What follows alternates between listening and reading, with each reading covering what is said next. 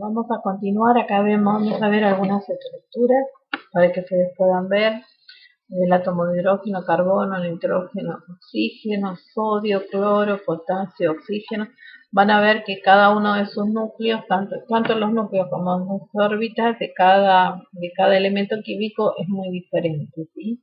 Eso va a hacer que tengan alguna capacidad de mayor o menor capacidad de ceder esos electrones que tienen en las órbitas más lejanas, en las últimas órbitas, que los cedan o que atraigan electrones. Y eso va a hacer que formen iones, que podrían ser cationes si eran positivos, porque perdían electrones, o aniones, eran negativos, porque ganaban o atraían electrones, ¿sí? Bueno, eso lo vamos a poder ver. Después otro concepto que quería dejarles de acá,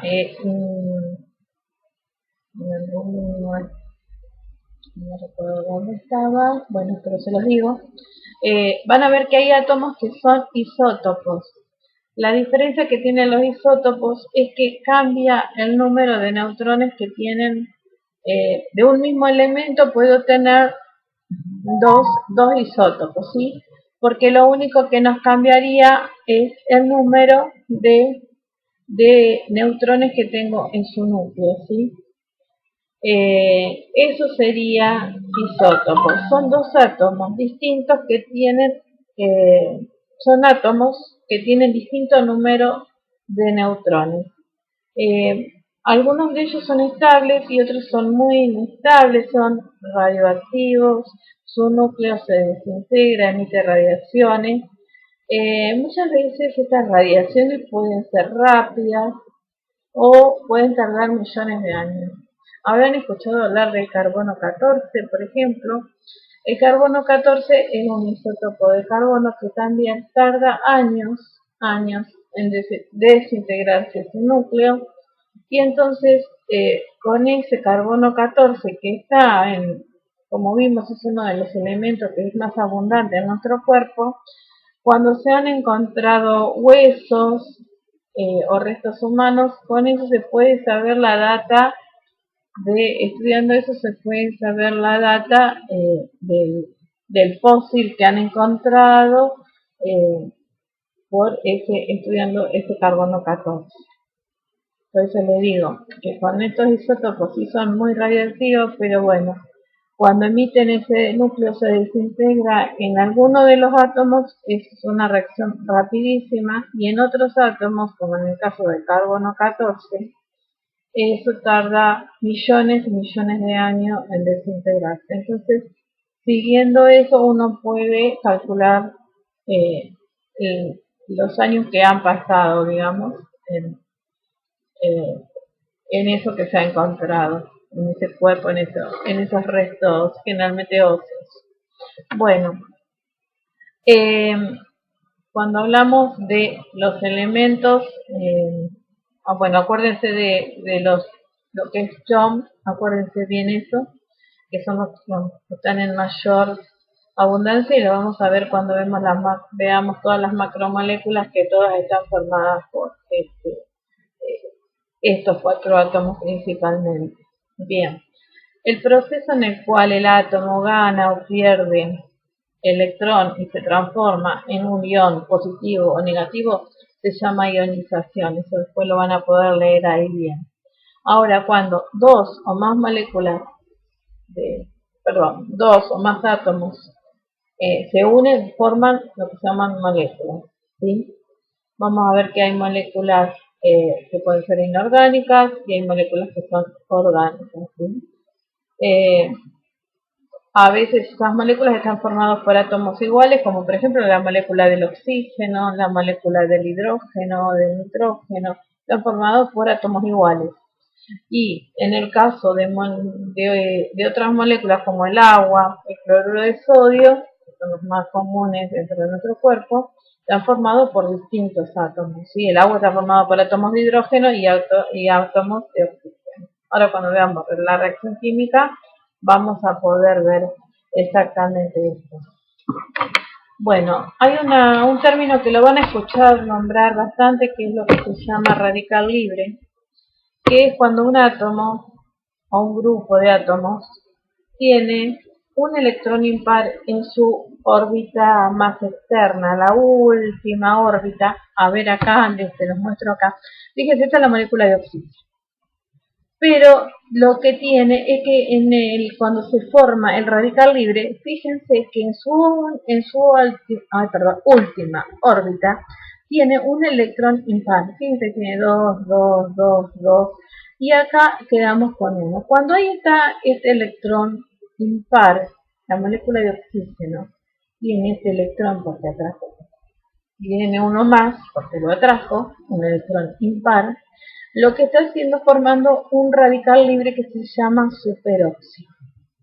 Este superóxido es bueno, como bien lo dijimos, es un radical libre, pero lo que tiene, aparte de tener este electrón impar en su última órbita, es muy inestable, muy reactivo, es muy destructivo y puede destruir moléculas importantes de nuestro cuerpo, porque la única forma de volverse estable es cediendo o ganando electrones de otra molécula, con lo cual puede destruir moléculas importantes en nuestro cuerpo. Cuando seguramente en algún momento de su vida han escuchado hablar de lo que son los antioxidantes, ¿sí? Son sustancias que tienen la capacidad de estabilizar estos radicales libres. ¿Y quiénes pueden ser? Bueno, hay elementos como el selenio, como el zinc, los betacarotenos, las vitaminas, la vitamina C, la vitamina E. Bueno, generalmente están presentes en frutas, verduras, que sean de color rojos, azules, violeta. Los betacarotenos, ustedes saben, rojas o naranjas, saben que tienen betacarotenos, ¿bien? Bueno, esos son los superóxidos y el peligro que corren de que se formen estos radicales libres, porque pueden destruir moléculas de nuestro cuerpo y causar algún trastorno, alguna enfermedad, alguna afección. Bien. Vamos a cambiar ahora a lo que son los enlaces químicos. Bueno, primero de todo vamos a ver qué es un enlace químico y después qué tipo de enlace químico y cómo los puedo diferenciar uno de otro. Bueno, primero de todo, cuando dijimos se forman moléculas a través de, porque dos o más átomos se unen a través de enlaces químicos. Bueno, ¿qué es un enlace químico? Bueno, es la fuerza que mantiene unidos a esos átomos para formar la molécula o el compuesto. Si nosotros miramos, bueno, acá me olvidé de comentarles, bueno, acá están los iones y los cationes y los aniones y sus simbolitos para que más o menos los tengan en mente. Bueno, acá les voy a mostrar lo que les comenté de los iones y el proceso de ionización, y cuando gano o cuando pierdo un electrón. Acá tengo el átomo de sodio, pierde un electrón, entonces queda con una carga positiva. Acá tengo el de cloro, que gana un electrón y queda con una carga negativa, porque tiene una más en su balance, ¿sí? Y después lo que va a pasar es que estas cargas opuestas se van a atraer y van a formar enlaces. En este caso, cuando tengo cargas, ¿bien?, que se están atrayendo, ¿sí?, que ejercen una atracción, serían fuerzas de atracción entre iones de cargas opuestas, eso sería lo que se conoce como enlace iónico. O sea que el enlace iónico es la fuerza de atracción entre las cargas de los iones que son opuestos, entre un positivo y un negativo, ¿sí? Ahí lo podemos ver bien. Eso es lo que sería enlace iónico. Justamente fíjense que acá le dice enlace iónico es la fuerza de atracción que mantiene juntos iones de cargas opuestas. En este caso el sodio y el cloruro, ¿sí? Ion sodio y ion cloruro. Bien. Cuando vemos la parte de los enlaces covalentes, que acá los tenemos todos dibujaditos, vemos la molécula de hidrógeno, de oxígeno, de nitrógeno, metano y la de agua. Acá estamos viendo enlaces covalentes. Si bien hay dos enlaces covalentes, van a ver que acá lo que pasa en un enlace covalente es que estos átomos no hay una fuerza de atracción entre ellos como lo había en los enlaces iónicos. Acá comparten sus electrones. Fíjense, estos dos átomos de hidrógeno están compartiendo sus electrones. Acá no hay un positivo y un negativo. Acá simplemente comparten sus electrones. Estos enlaces covalentes pueden ser simples, pueden ser dobles, como en el caso del oxígeno, porque están como comparten dos pares. En el nitrógeno triple, porque comparten tres pares de electrones. Bueno, acá fíjense que tenemos un átomo de carbono y 4 de hidrógeno. También están compartiendo electrones. Acá no hay cargas, no es enlace iónico, es enlace covalente. Y acá tenemos el caso del agua que pasa lo mismo. Bueno, acá en el agua yo quiero resaltar esto, que cuando empezamos a ver la parte de acá del agua, la diferencia que tenemos con respecto a, por ejemplo, estos otros primeros, acá estas primeras moléculas con enlace covalente, donde son iguales, entonces como que comparten en partes iguales, son átomos iguales en este caso. Acá en el caso del agua y el metano ya no serían iguales, ¿sí? En el oxígeno y el hidrógeno tienen distintas densidades de carga, por eso no forman cargas, pero tienen una afinidad a atraer. El oxígeno tiene una densidad de carga parcial, para decirlo así, negativa, y los hidrógenos tienen densidad de carga parcial, una carga parcial positiva. Entonces esos pueden interferir en las soluciones, ¿sí? Porque pueden atraer otras moléculas. Ahora vamos a ir viendo acá que les quiero mostrar. Otro tipo de enlace que es el puente de hidrógeno. Este, por ejemplo, ocurre en el agua.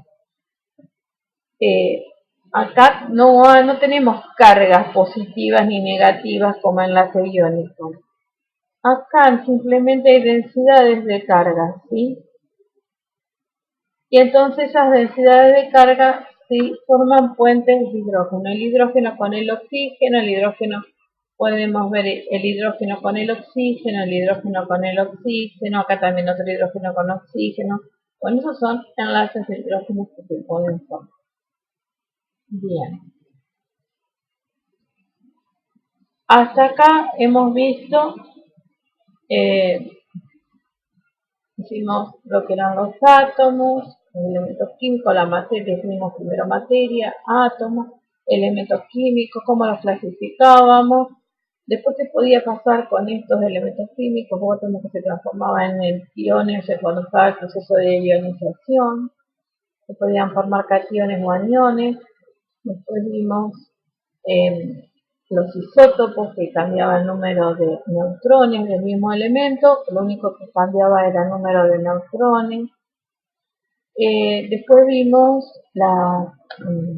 lo último que vimos, los tipos de enlaces, cómo se forman las moléculas, ¿sí? Cuando se unen las moléculas de los átomos para formar moléculas o compuestos. Dijimos que había una fuerza que las unía, que las mantenía unidas, bueno, y eran enlaces, eso se llama enlace, esa fuerza que los une se llama enlace. Hoy vimos que había enlaces iónicos, donde hay carga, es la fuerza que se ejercen entre las cargas positivas de los distintos átomos, positivas y negativas, cargas opuestas, digamos, de los distintos átomos, y después vimos los covalentes, donde comparten sus electrones, ¿sí? Los covalentes comparten sus electrones, y después vimos el caso del agua, que se formaban puentes de hidrógeno, ¿sí? Bueno, en el puente de hidrógeno, bueno, es un enlace covalente polar por esta densidad de cargas que se forman en el hidrógeno y en el oxígeno.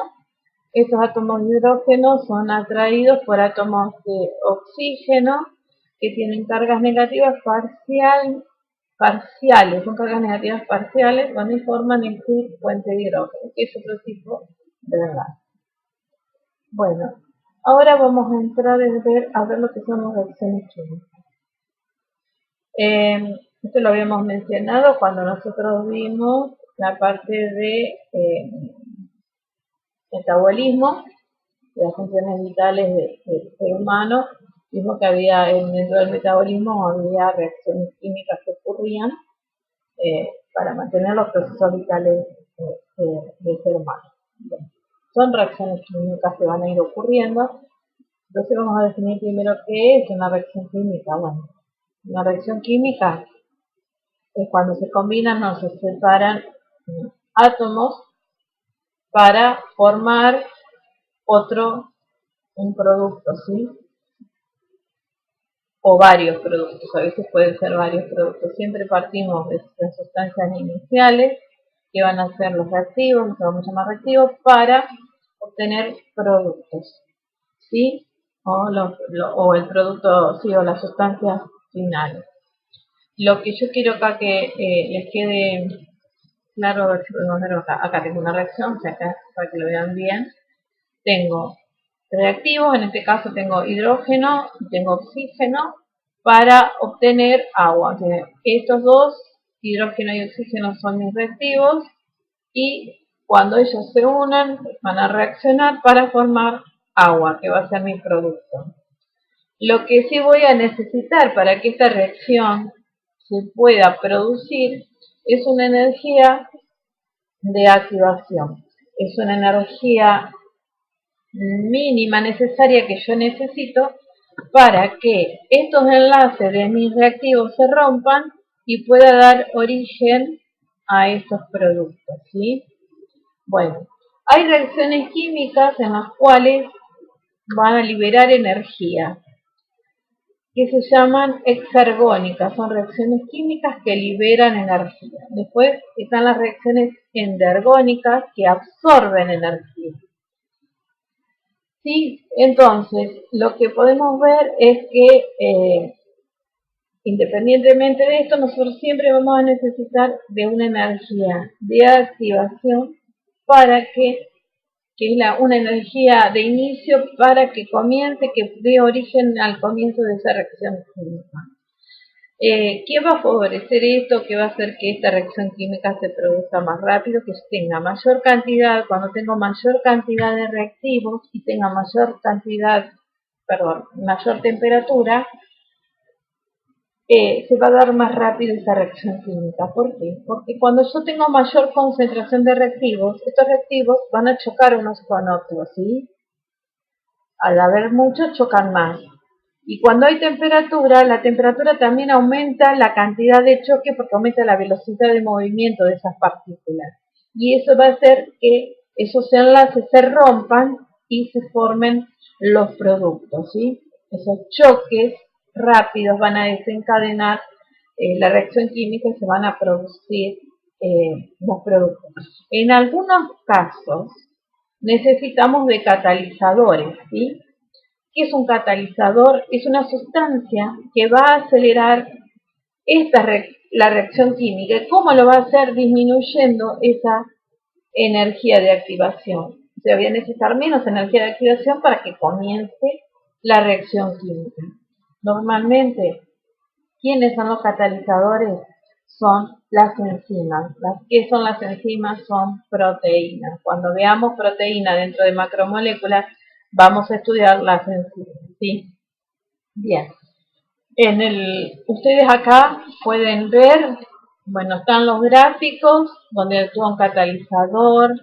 Bueno, acá también hay el otro gráfico, cómo progresa la reacción química.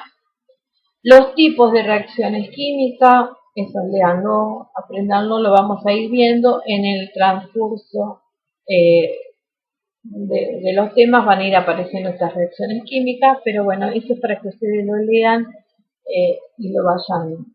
Se supone que esto en secundaria también lo han manejado. No es difícil, cualquier cosa me preguntan en nuestro meet de consultas que vamos a organizar para este tema. Bueno, ahora vamos a ver los compuestos y las soluciones inorgánicas, porque dijimos que había, se podían formar compuestos o moléculas orgánicas e inorgánicas. Bueno, en este momento vamos a hablar de las inorgánicas, ¿sí? Cuando hablamos de inorgánicas, generalmente pueden ser formadas por enlaces covalentes o iónicos, cualquiera de los dos. No se hace distinción. Les quiero, ya que les voy a recalcar por si no lo llegan. Acá cuando vieron las reacciones de óxido-reducción, estas reacciones de óxido-reducción, acá siempre hay una que se oxida y otra que se reduce, una que gana y una que pierde electrones. Y por ejemplo, lo que yo les quería comentar, por ejemplo, esto son este tipo de reacciones son esenciales para nuestra vida porque son las que degradan alimentos para generar energía, ¿sí? A través de la transferencia de electrones entre átomos y moléculas. Yo acá lo que quería comentar, por ejemplo, la glucosa se oxida y la célula la utiliza para producir la energía para poder realizar las funciones vitales. Eso les quería más o menos recalcar de esto para que ustedes les quede más claro si no lo tuvieron. Igualmente cuando vemos hidratos de carbono, lo revemos.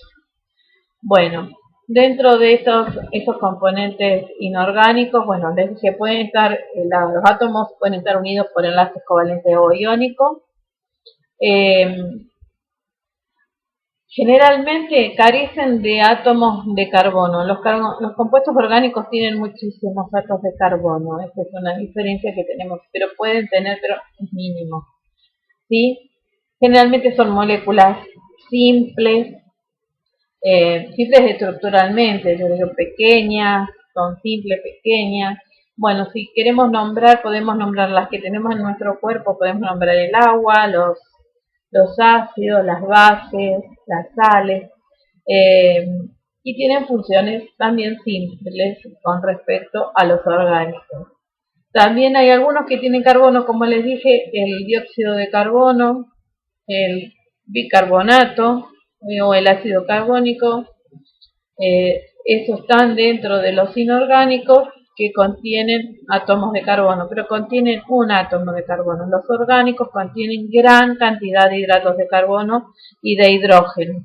Y la diferencia acá fundamental es que se forman por enlaces covalentes, ¿sí? Las moléculas en estos casos de los compuestos orgánicos son moléculas grandes, formadas por cadenas de carbonos, cadenas largas de carbono. Bien. Así que tenemos dos tipos de compuestos, porque no ustedes, claro, los orgánicos y los inorgánicos.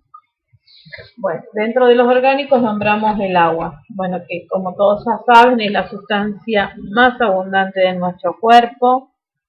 Es un solvente universal. ¿Sí? Por ejemplo, podemos disolver en el agua cualquier sustancia que sea soluble, obviamente. Pero bueno, es nuestro solvente universal. Por ejemplo, ustedes saben cómo se forma una solución, si no se los recuerdo. Una solución está formada por un solvente y por un soluto. El solvente generalmente es el que está en mayor proporción, en este caso sería por ejemplo el agua, y yo le pongo, supónganse, una cucharadita de sal de mesa, que es cloruro de sodio, tendría una solución de cloruro de sodio. Acá se van a formar electrolitos,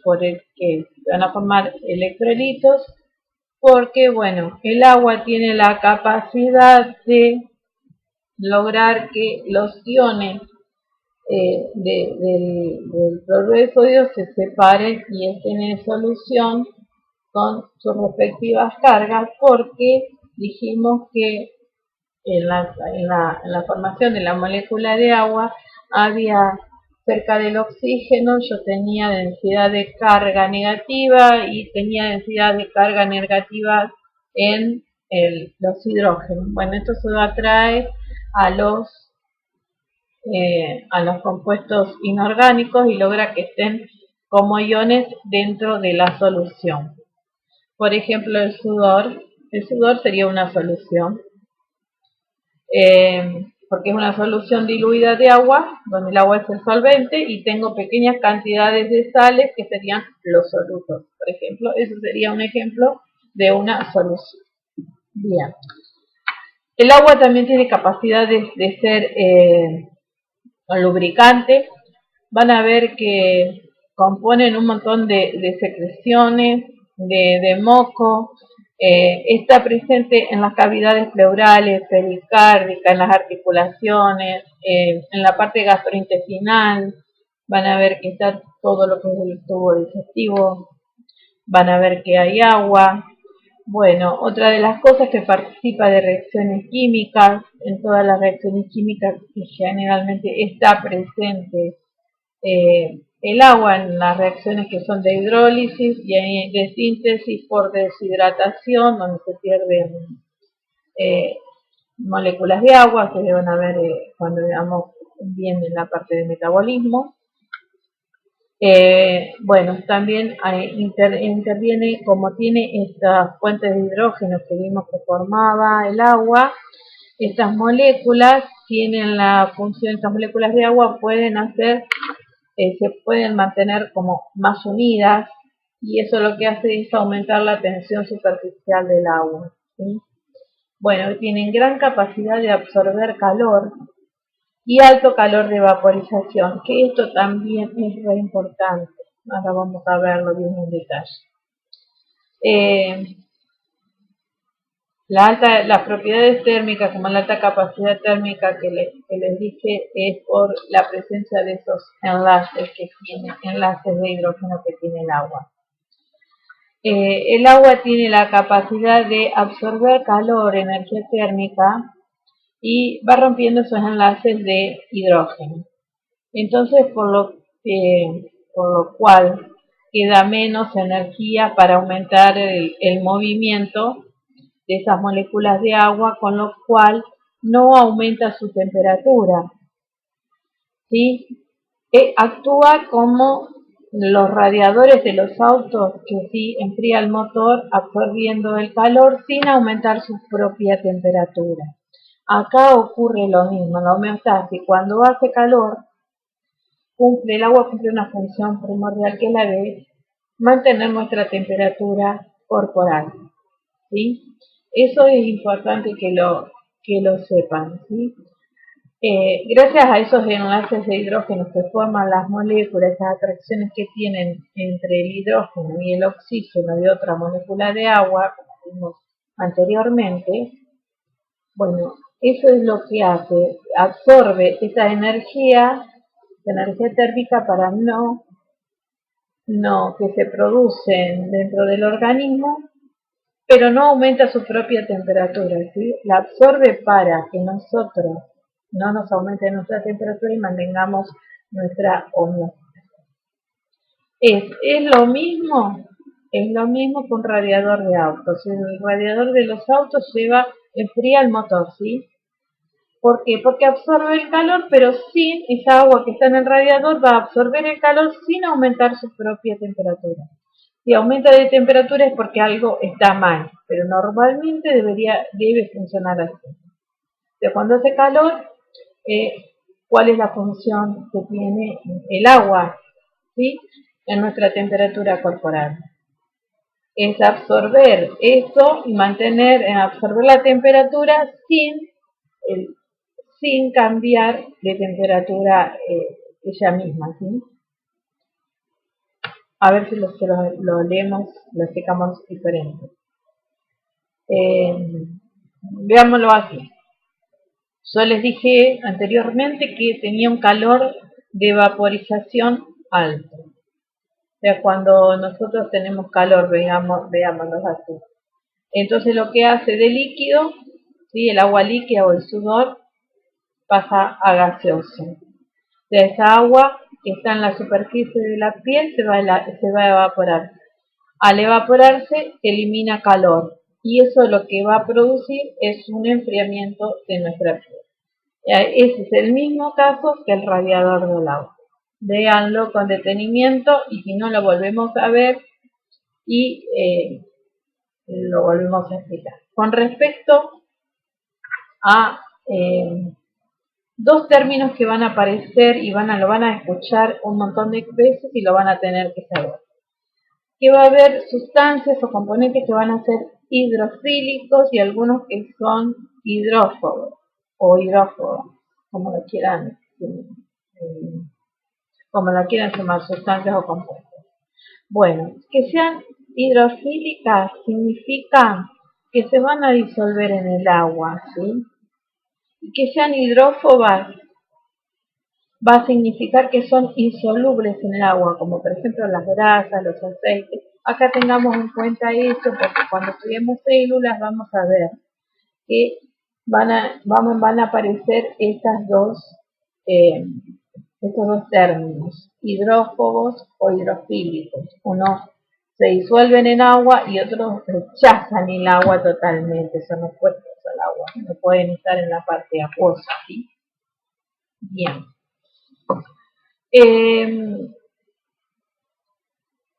Van a leer en lo que está, en lo que sigue, ustedes van a poder leer propiedades del agua, digamos, van a ver lo que está de concentraciones, que eso no les voy a preguntar, pero van a encontrar, por ejemplo, soluciones, coloides y suspensiones.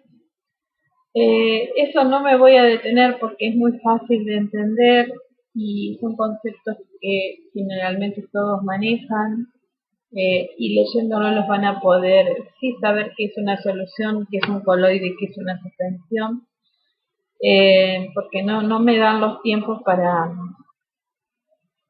detenerme puntualmente en esto. Sí, voy a hacer hincapié dentro de lo que es una suspensión. Les voy a dar que ustedes lo piensen y lo busquen, lo que es la sangre, por ejemplo. En la sangre hay una suspensión. Quiero que ustedes la busquen y después me digan cómo es esa suspensión.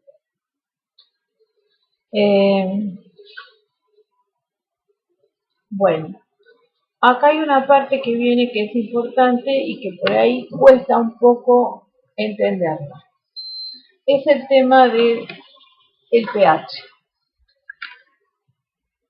Cuando nosotros hablamos de soluciones de ácidos, de bases, bueno, a ver, cuando hablamos de pH, sí o sí tenemos que hablar de ácidos y bases, de sustancias que son dadores de protones o que son, cuando hablo de protones, hablo de, acá lo tenemos, el ion hidrógeno, ¿sí? Que lo llamamos protón, o el ion hidróxido, que lo solemos llamar oxidrilo. Cuando hablamos de estos, unos ceden y unos aceptan este protón, que lo que llamamos protón acá es el hidrógeno con su carguita, el ion hidrógeno. Entonces, con esto nosotros podemos hacer, según la cantidad, la concentración, ¿sí?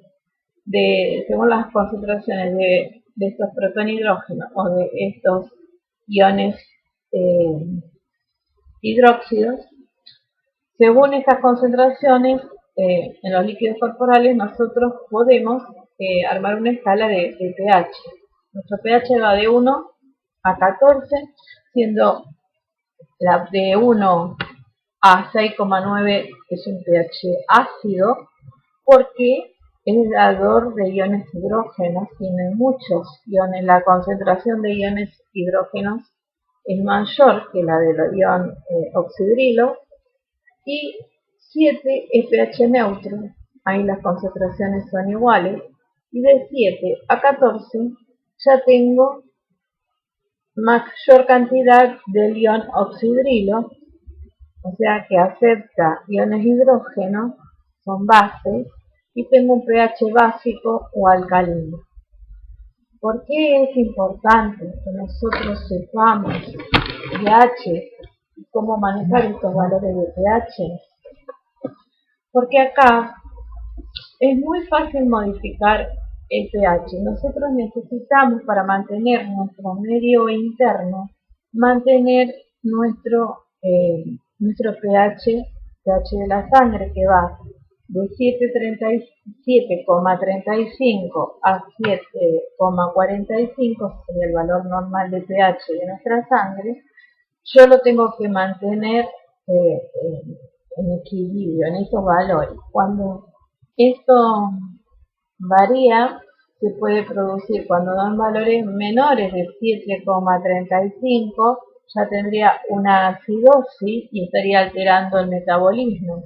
Y si tengo valores mayores de 7,45, también voy a tener una alcalosis y ya estoy alterando, la homeostasis, creo que dije metabolismo, me equivoqué. Acá, nosotros para mantener el pH estable entre estos valores de sangre, porque si tengo menos de 7,35 tengo una acidosis, y si tengo más de 7,45 tengo una alcalosis, esto va a alterar la homeostasis. Y eso tengo que mantener, si este pH de los líquidos internos y externos de la célula se tienen que mantener constantes. ¿Cómo los mantengo constantes? Con los amortiguadores de pH, sistemas amortiguadores o buffer que se conocen. El más conocido es el del bicarbonato ácido carbónico, que bueno, según cómo está el pH, lo que tienen la capacidad es de regular ese pH. O sea, ¿cómo regulo el pH de la sangre? Que puede ser alterado por un montón de cosas. Siempre lo voy a hacer con estos reguladores, estos sistemas amortiguadores de pH o sistemas amortiguadores o buffer, que van a hacer que el pH se mantenga en los valores que tienen que estar entre 7,35 y 7,45.